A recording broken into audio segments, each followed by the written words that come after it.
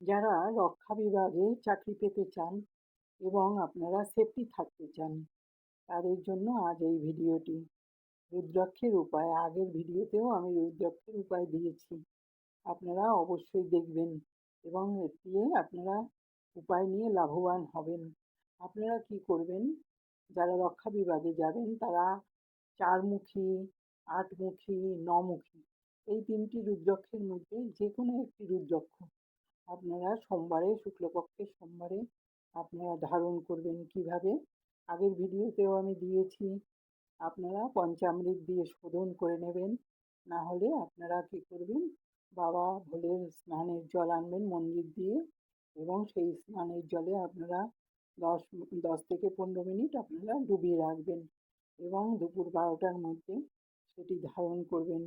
নমঃ শিবায়, নমঃ শিবায়, নমঃ শিবায় বলে দেখবেন আপনাদের রক্ষাও হবে এবং আপনারা সুরক্ষিতভাবে চাকরিও পেয়ে যাবেন, চাকরি করতেও পারবেন। অবশ্যই লাভবান হন এই উপায়টি দিয়ে।